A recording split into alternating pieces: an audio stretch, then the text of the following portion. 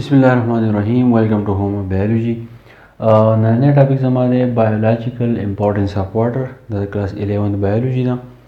The topic چې دی دا په دې کې چې کوم دویم نمبر چپټر دی دا په هغې کې یو ټاپک دی اهم هم دی په لینګویجن کې دا راتلی شي خو د نوٹ په شکل راتلی شي یو رایټ ا نوٹ آن د بایولوژیکل امپورټنس اف واټر په داسې قسمه طریقه باندې چې دا کوېشن راتلی شي نو اوس دا دی بایولوژیکل نو دا اشاره ده لیوینګ ارګانیزم ته امپورټنس اف واټر نو د دې ټاپک مطلب دا شو چې څونه لیوینګ ارګانیزم الله پاک پیدا کړي پای کې انسانان دي پای کې ځناور دي پای کې چې د پلانټس دي او د دې نه علاوه د دې دریو او مین لیوینګ تھینګ نه علاوه چې څونه لیوینګ ارګانیزم دي نو د هغې دپاره کومې اوبه چې دي د دوی په جسم کې چې کومې اوبه دي هغه دوی ابزرب کوي یا دوی څکي نو د هغې اوبو چې دی د دوی دپاره اهمیت څه دی نو د ټاپک چې دی د پوینټونو په شکل دی بدې کولی پوینټ دی پولر نیچر یونیورسل سالوینټ کوهیزیو فورسز اډهیزیو فورسز های سپیسیفک هیټ اف ویپورایزیشن ایکسپینشن او بل دی سرفیس ټینشن نو دا ټاپیکل تاسو زده کوئ نو دا پوینټ چې دي د ستاسو په بک کې چې دی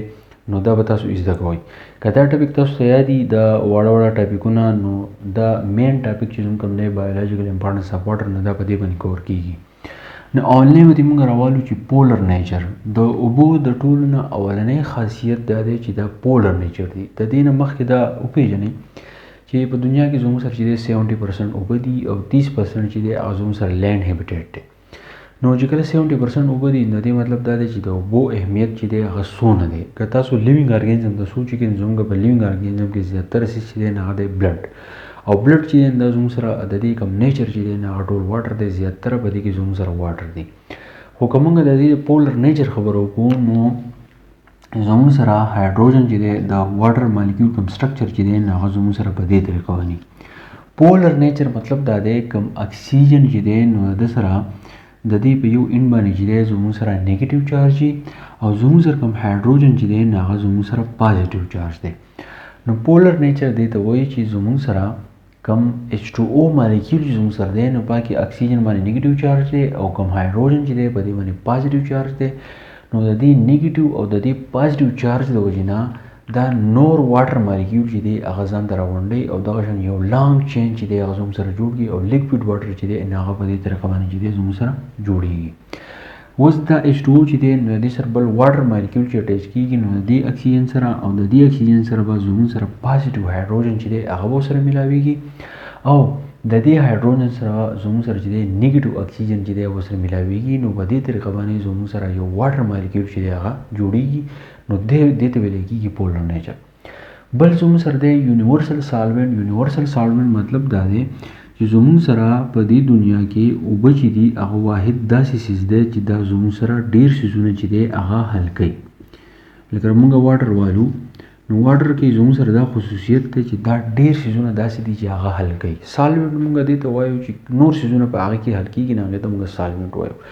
نو دا خصوصیت په اوبو کې دا دی دا په بل سالوینټ کې نشته دا ډېر څیزونه حل کوي او د ډېر څیزونو ابزرب کولو او ډیسولو کولو چې دی کوشش کوي نو موږ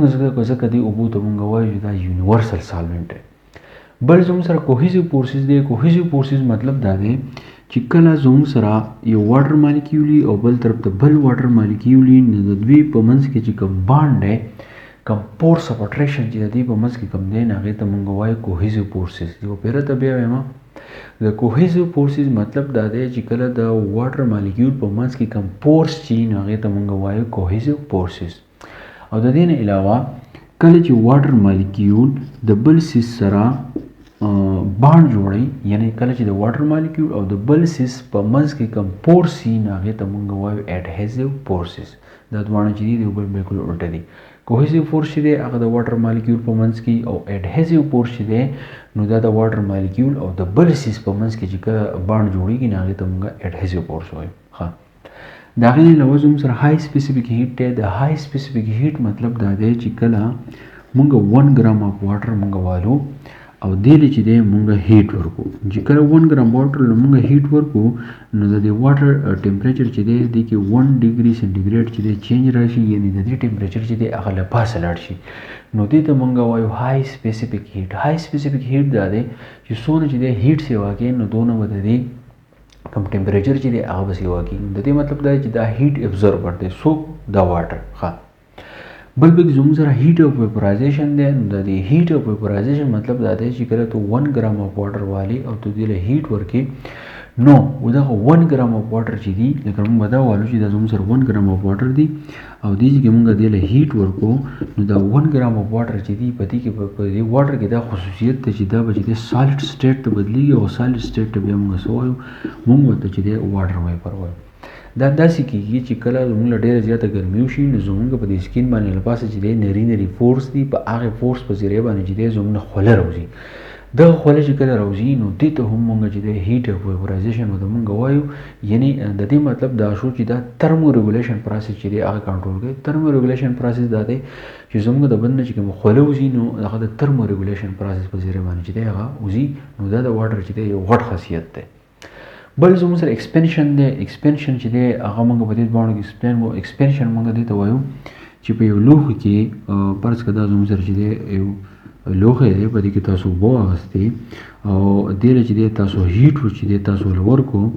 نو د دې کوم واټر مالیکیول چې دی د دې په منځ کې دا بانډ چې دی د ماتېدو کوشش کوي نو دې ته موږ ایکسپینشن. او ایکسپینشن دا دی چې دا بره چې دی مومنټ په شروع کې او چې کله مومنټ شروع کې دا ویپر څه بدلیږي دا په لپاسه چې دی زموږ سره ځي نو دې ته موږ وایو ایکسپینشن. بل زموږ سره دی سرپسټنشن. سرپسټنشن موږ دې ته وایو چې کله موږ دې له هیټ ورکو یا که فرض کړو موږ دې له هیټ نه ورکو نو د دې کوم آیونایزیشن پاور چې دی د H2O مالیکیول چې دی نو دا هایدروجن چې دی د دې نه جدا کېږي او د کوم هایدروکسیل ګروپ چې دی هغه د دې نه چې دی جدا کېږي. ٹھیک شو. که فرض کړه زموږ سره 550 مالیکیولز اف واټر موږ والو نو په دې 550 واټر مالیکیول کې چې دی